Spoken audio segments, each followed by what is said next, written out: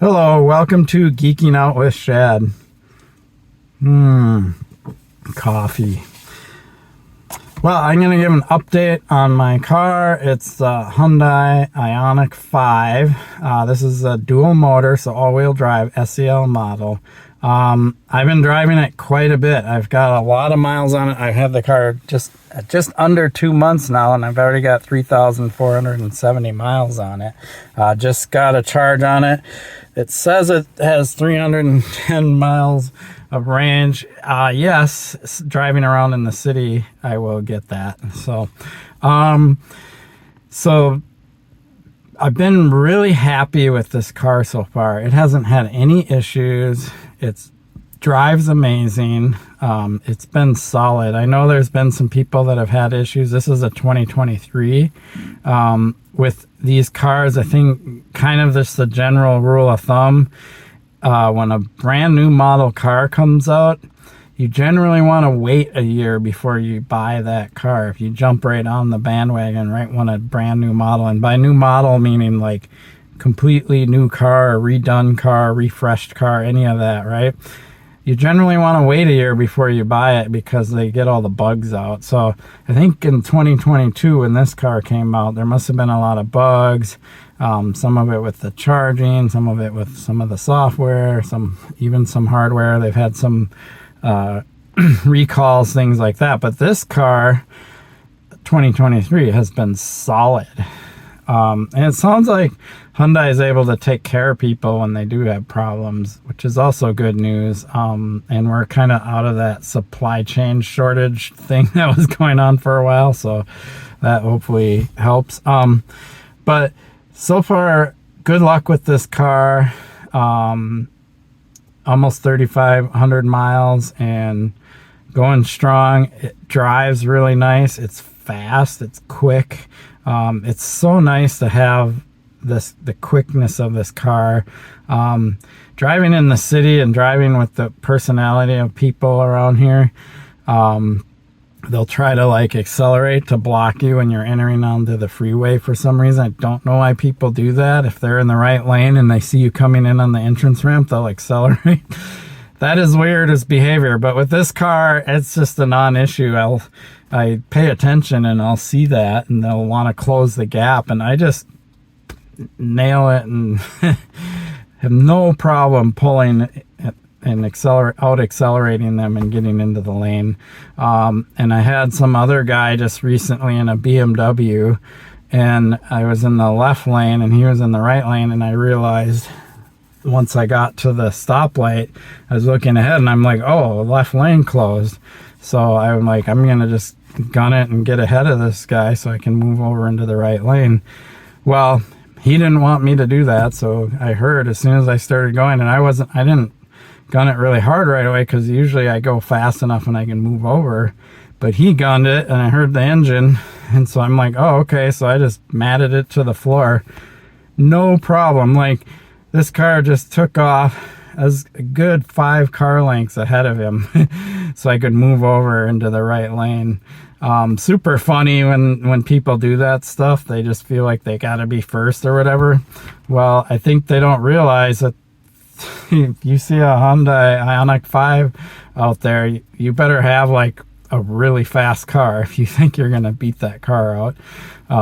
So it's fun, but on the other hand, it's kind of useful when I need to get to where I need to be, or in the lane that I need to be in, or whatever. It's nice to just have that instant power and just be able to make that move. And I think it's safer actually that way too, because if you have an underpowered car, which now with EVs out there, ICE vehicles are becoming underpowered with the exception of performance cars, but for your average car, your ICE vehicles aren't that fast in perspective when we're talking about EVs. So it's fun. I like how it drives. There's just lots of good things to say about this car, even the way that the intuitiveness of using the controls, all of that.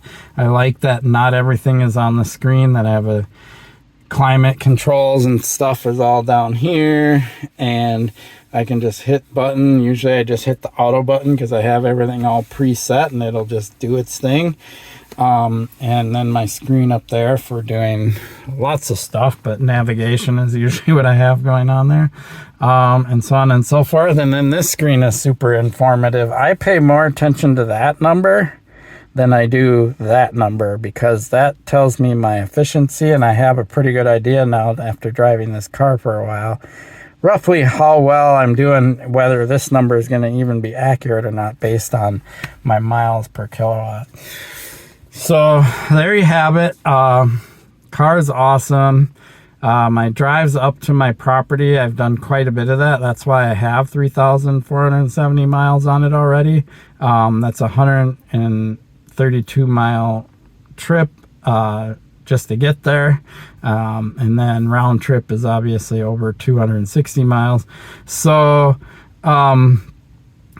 it takes roughly 50%. There's been about a 5% fluctuation in range or battery percentage used.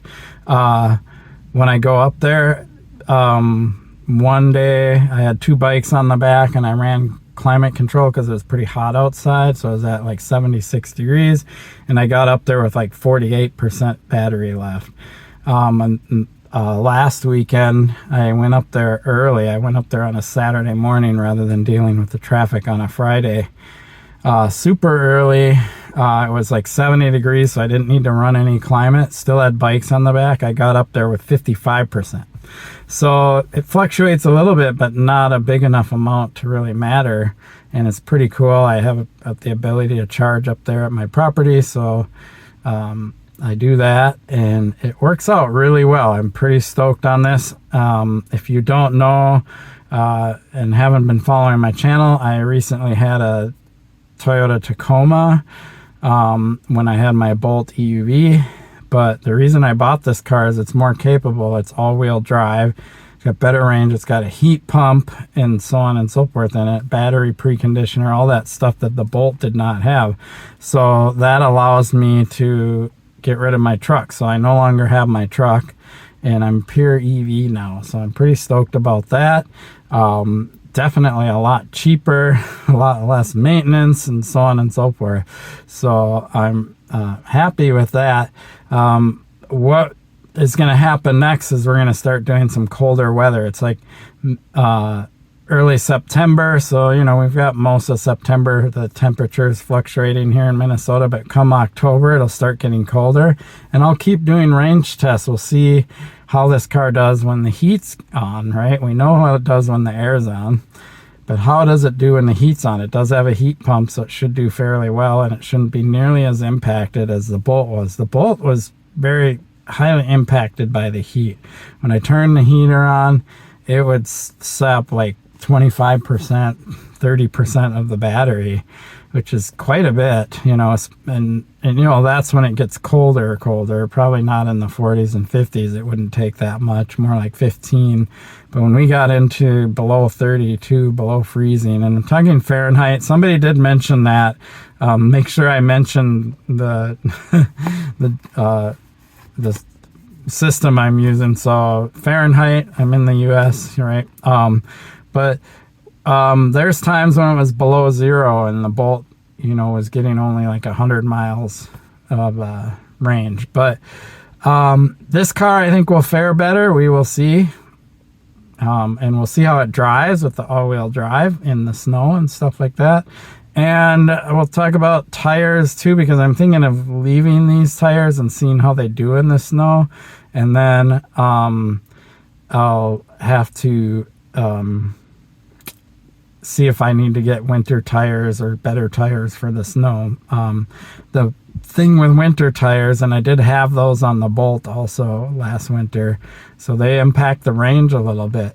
So we'll see if I get winter tires on there, how much that would impact the range and so on and so forth. But I might not need winter tires. I don't know. I've been looking at the ratings of these tires, and some of them say they've got pretty good snow ice traction. Not as good as dedicated winter tires, but you know, we will see. All right, so that'll be coming up next. So expect some more videos, more range testing as the temperature gets colder, stuff like that. I'll do some throughout the fall like I did last year with the Bolt. And then when it gets into hardcore winter, we'll do some range testing and see how much it's impacted. And I'll make sure I hit a fast charger in some of the colder weather, because that's one of the things I heard is the benefit of this car, is that it preconditions the battery and then it charges much faster in the cold, where a lot of EVs are impacted by the cold and they don't charge as fast in the cold. So we'll see. We'll have to do some cold weather charging and see how that works. I generally am charging at home or up at my property. I don't use fast chargers that much, but we'll make sure I find an excuse to go use a fast charger so I can do that test. I appreciate your support for my channel. Please like and subscribe. Peace.